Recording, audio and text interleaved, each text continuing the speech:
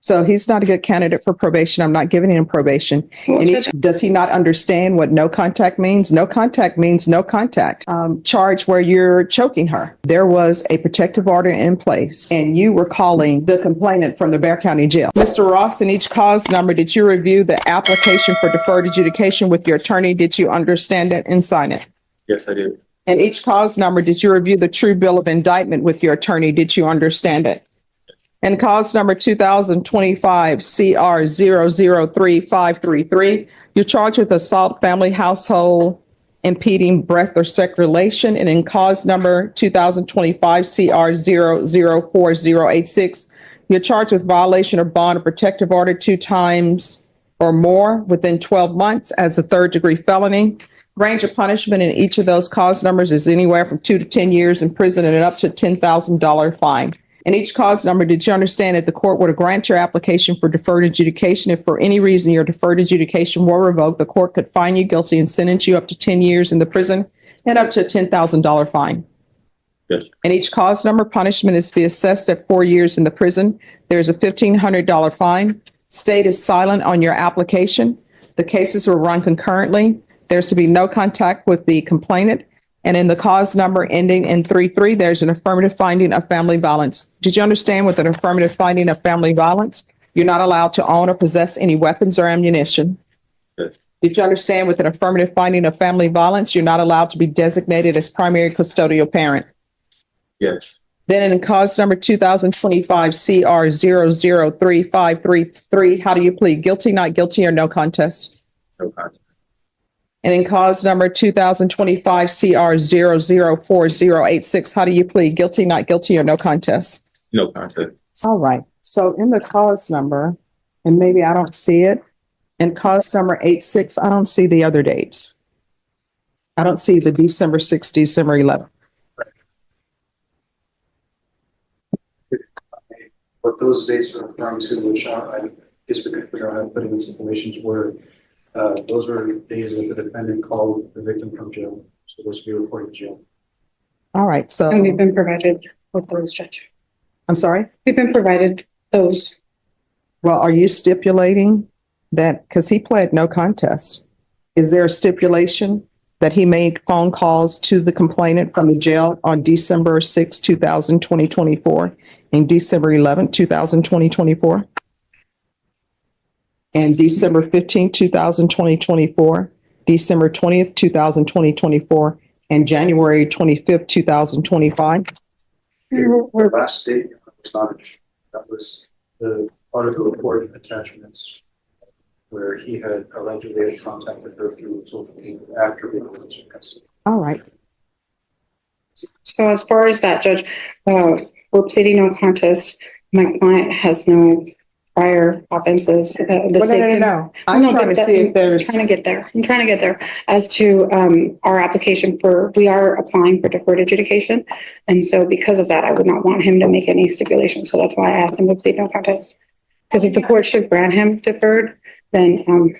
Well, here's the thing. I don't have that in the stipulations to prove the 2025 CR 004086. Now, if somebody wants to amend this and attach jail calls, they can attach it, but I don't have enough proof in here for these other dates. The only date that I have in the stipulated evidence is I have a date from January 5th for violation of protective order, but the other dates I don't have in here.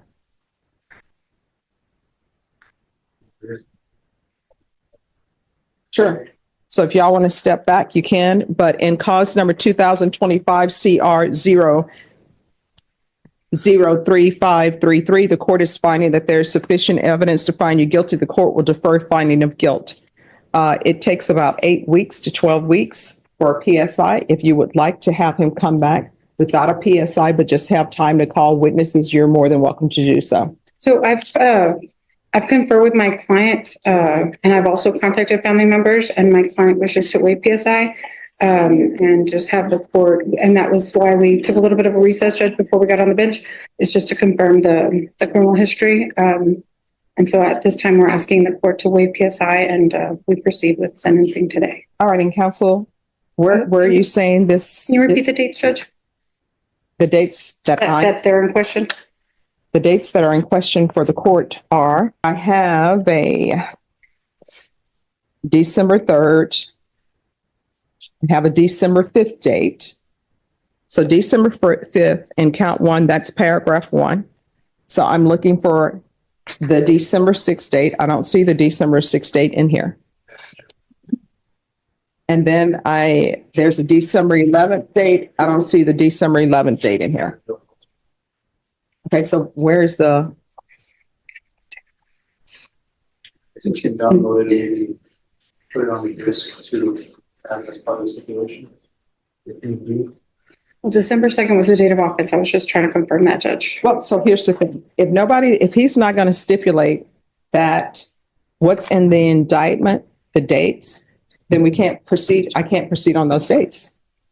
And if there's no additional information that's given to the court, then the court is going to find him not guilty of this because, And Your Honor, if I may, Ashley Jones for the record, all that's required for the statute is 2 offenses within a 12-year period. The first offense is going to be December 5th, which is listed in the report, and then the second offense will be the January 25th date, which is in the report. So that would be 2 violations within a 12-month period, and we can scratch or amend the. all right, so y'all want to admit, all right. So we're back on the record. Well, I don't even see the January 25th date in here. It says January 23rd, yes. Well, that's they have it listed as report time. I don't know if that's the report time when they made the police report or the report time for this offense. Wait, just one moment. Let me see. All right. You're correct. So that on or about date time is the time when they filed the report, but also the time when she's saying it happened. So the court will find there's sufficient evidence to find you guilty in 2025 CR 004086. The court will defer finding of guilt as you apply for deferred adjudication. And you're saying that you wish to waive PSI? That's correct. All right. What do you wish to say on behalf of your client? Your Honor, my client, he's 27 years old. He is not native to Texas. He's from Indianapolis, Indiana. I'm sorry?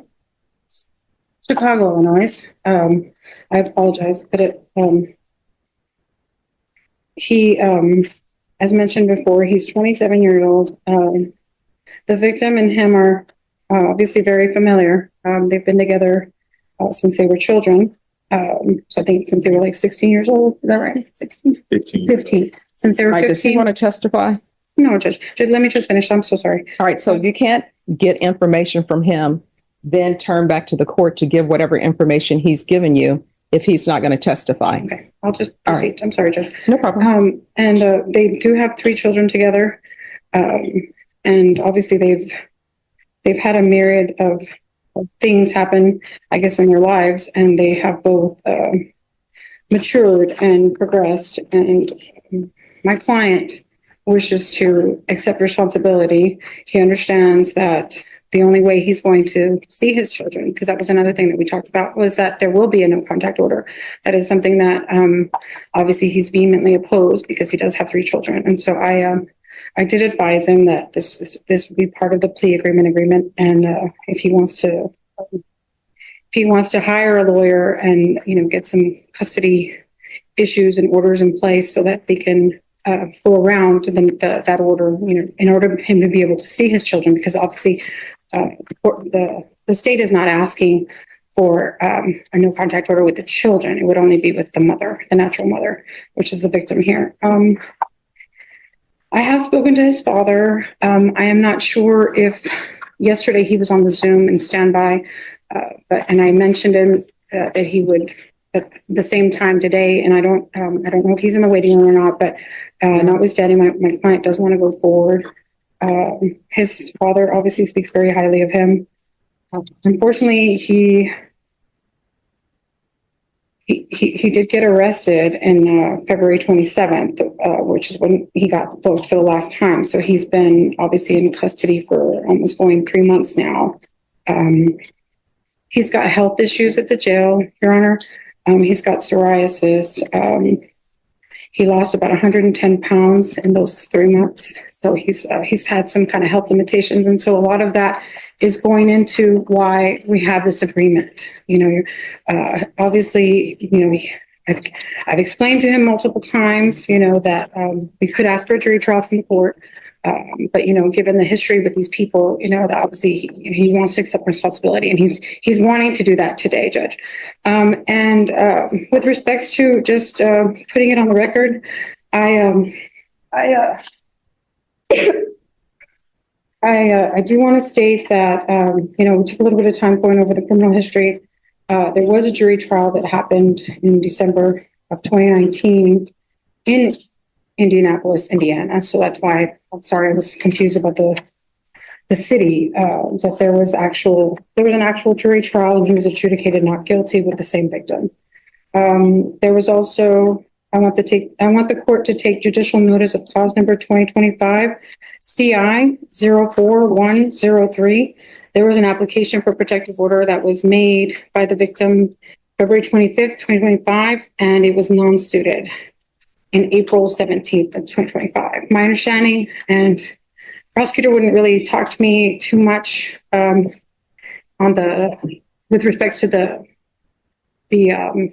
protective order, Ms. Colon, but she did confirm that it was non-suited due to her leaving the state.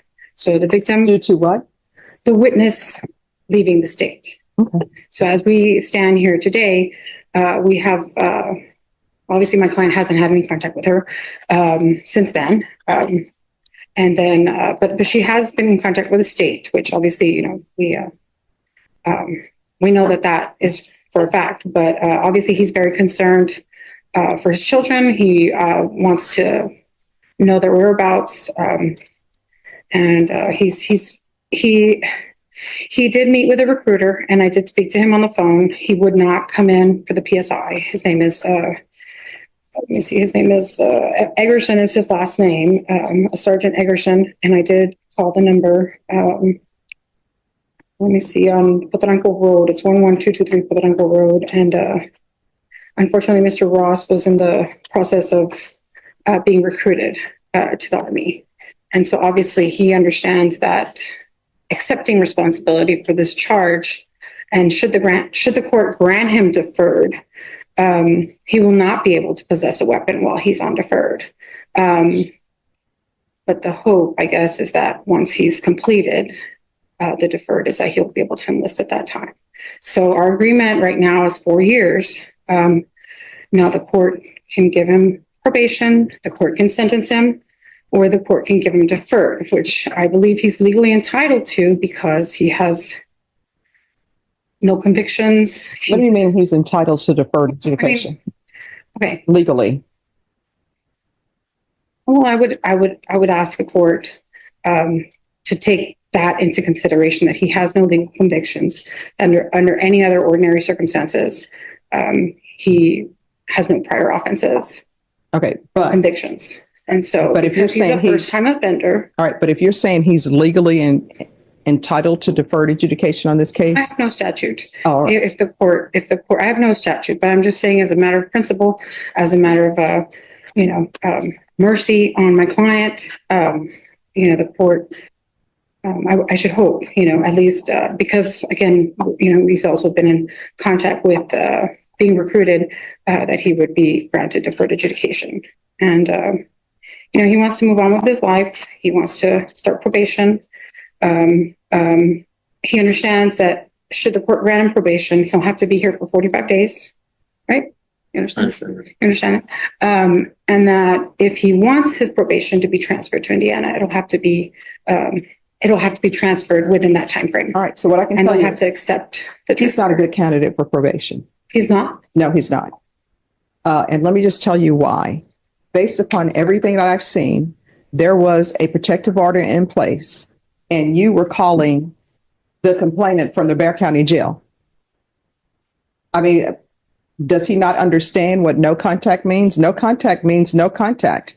And then we have this charge where you're choking her.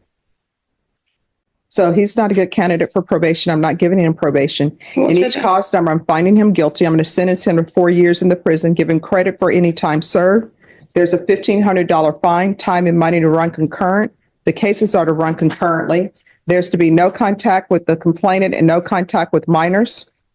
And cause number 2025 CR 003533. There's an affirmative finding of family violence. Did you review the document entitled Trial Court Certification of Defendant's Rights to Appeal in Each Cause Number? With your attorney, did you understand it? Because this is a plea bargain agreement, because I followed your plea bargain agreement, and because you waived your right to appeal, you do not have the court's permission to appeal. Because one of these cases carries an affirmative finding of family violence, and also because it's a felony conviction, you're not allowed to own or possess any weapons or ammunition. If you have a question over what a weapon or ammunition is, you'll need to speak to an attorney. Sorry, may I speak to my bad, please? Your attorney said that she did not want you to speak. The court has passed sentence. I didn't know that I couldn't. I thought I had the whole time to testify. I thought she would. I asked you if All you right, were so, jury trial. they're going to take you back. If Can I there's something please- else you all want to discuss, if you want to file a motion, you can file a motion and the court will hear that Please motion. speak on my behalf. Can I please speak on I don't my know what behalf? I just want to testify. You entered a plea to kidnapping of no contest on March 20th, 2023. According to the plea, punishment is to be assessed at 10 years in the prison. The state opposes your application. They're taking several cases into consideration. There's an affirmative finding of family violence. Have parties had a chance to review the PSI report? State? Yes, Your Honor. Defense? Yes, Your Honor. Any objections? State? No objection. Defense? No, Your Honor. State, any witnesses? I can have one more, Your Honor. Defense, any witnesses? Other than the defendant, no. All right, would you like to, are there witnesses? Yes, Your Honor. Oh, you want to call her?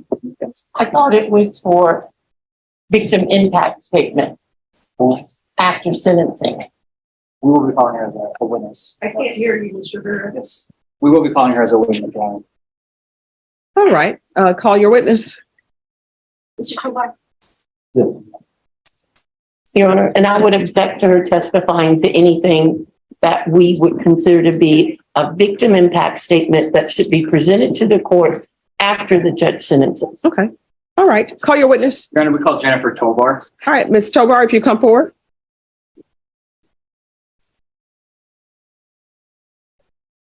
Yeah, come up. Can you raise your right hand? Do you solemnly swear or affirm the testimony you give will be the truth and nothing but the truth, so help you God? All right, you can lower your hand. I'm going to need you to speak up so the court reporter can hear. State your name for the record. Jennifer Tovar. State. Ms. Tovar, you are the victim in this case against Mr. Zaragoza. Yes, sir. And you are aware that he has applied for deferred adjudication with probation. I am. And are you in what are your feelings if the defendant were to be granted probation? Objection. And what's your objection? He's telling you what effect your decision will have on her. And we don't want her influencing. All right, that'll be sustained. Do you want the defendant to be released on probation? Objection, Your Honor. It's the same thing. Sustained. I'll ask the court to disregard, of course. Oh, yes, it's disregarded. Then, just 1 second, Your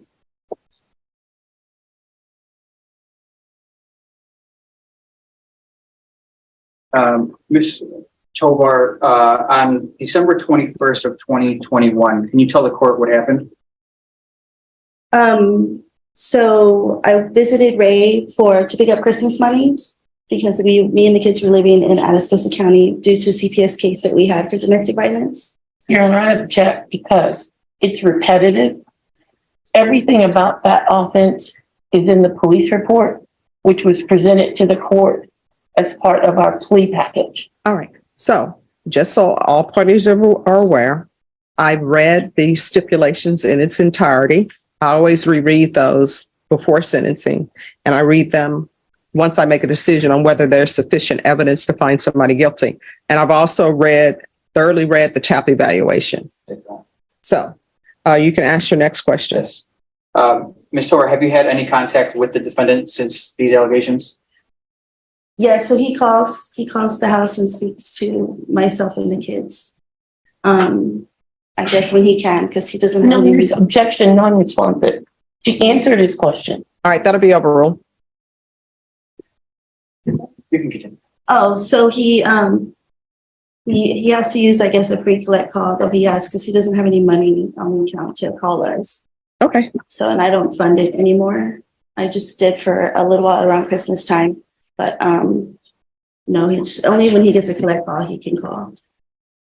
And Ms. Tovar, you currently have a protective order against the defendant? I do. And do you feel that is sufficient to keep you safe? No. And why is that? Objection, Your Honor. What is your objection?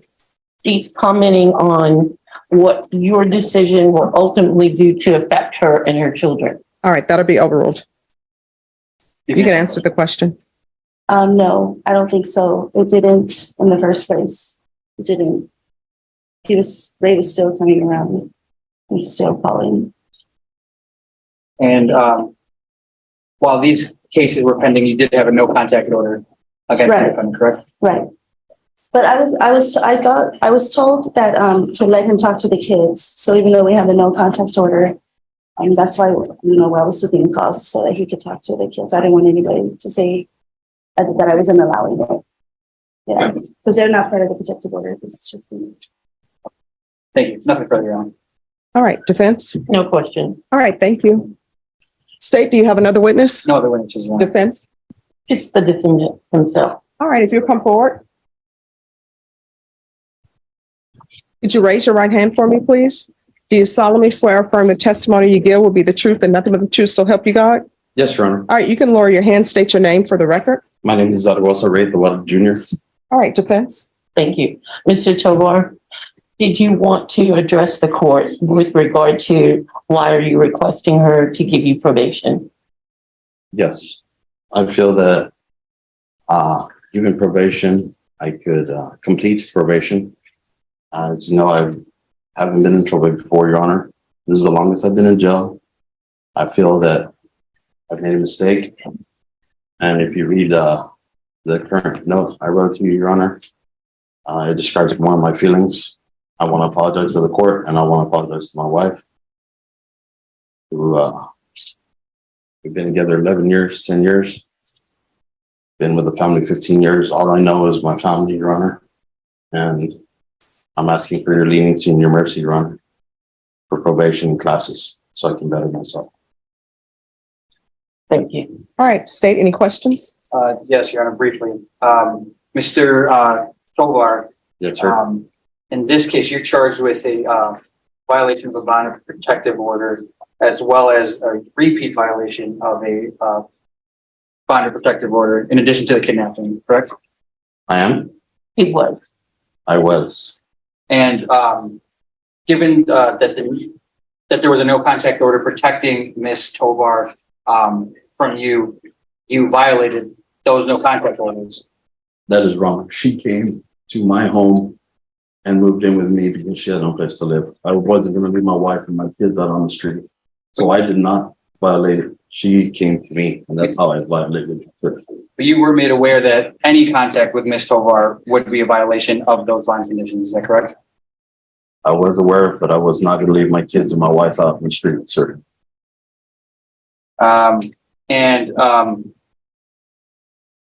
In this kidnapping case, you did tie up Ms. Tovar with duct tape, is that correct? No, that is incorrect.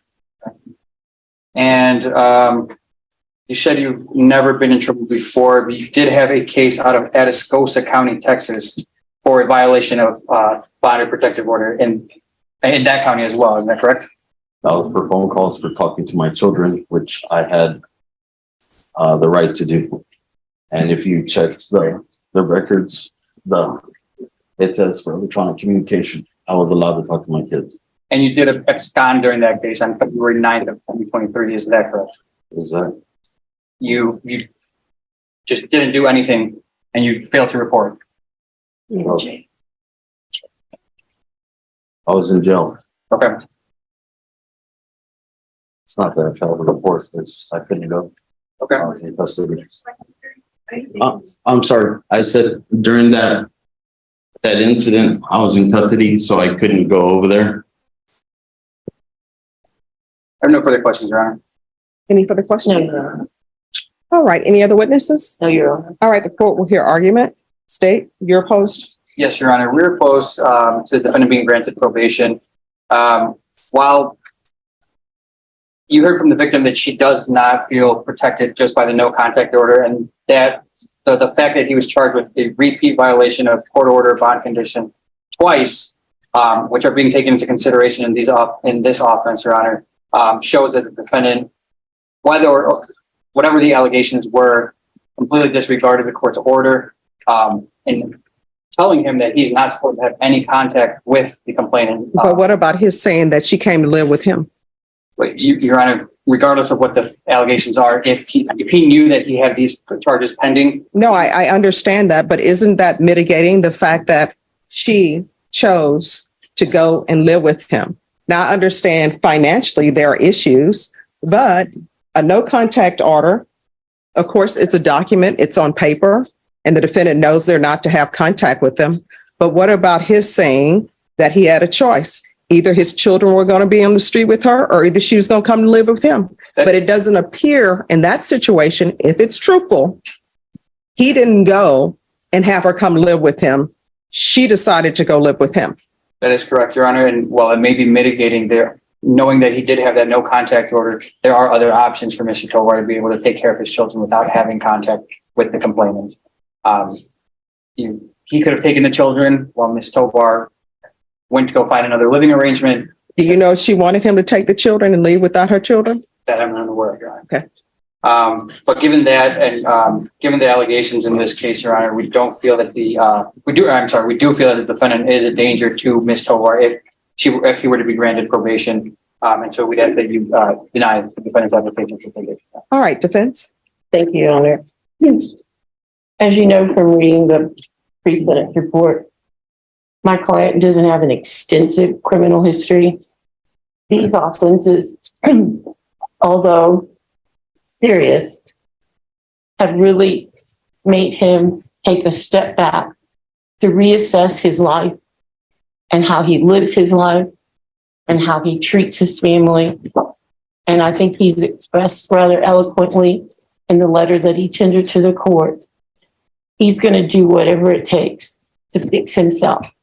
He's even read the PSI where the recommendations on the tap eval that if granted probation, he should be placed in a program to help make sure he's no longer drinking excessive amounts of alcohol. And he wants to fix himself in that way.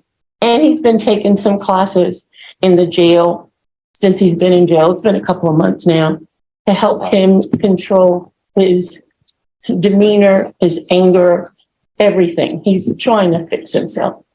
Okay.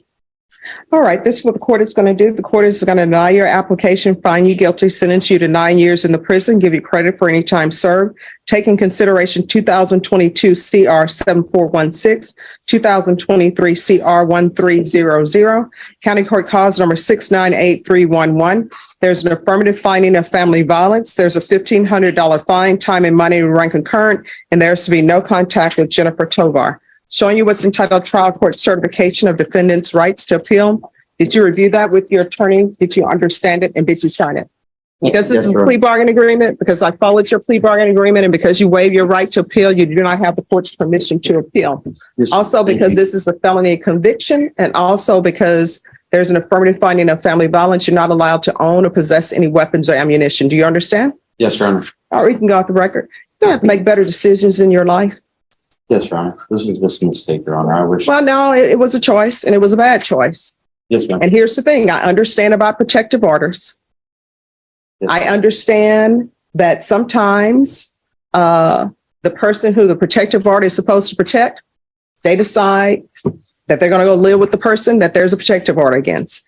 And then there's an issue that happens, and then everybody calls the police, and here we are. Yes. So when you have a protective order, you are the person who are responsible. And if somebody wants to come live with you and there's a protective order in place, you need to say no. Do you understand? I do now, Your Honor. Well, I mean, you knew beforehand. You just decided, maybe we can work this out. Here's the thing. She doesn't want you anymore. That relationship is over. You can consider her on paper, unless y'all got a divorce, she's still your wife. But in reality, she's not your wife anymore. She does not want to be with you. Do you understand? Do not call her from the jail. Do not call her from the prison. Do not contact her. And if you want to see your children, and Ms. Burke does a lot of civil work, if you want to see your children, then that needs to be done through a third party, but it's not to be done through Ms. Tovar. It's like you don't even know her. Do you understand? Thank you, Your Honor. You're welcome. Christopher Reyes.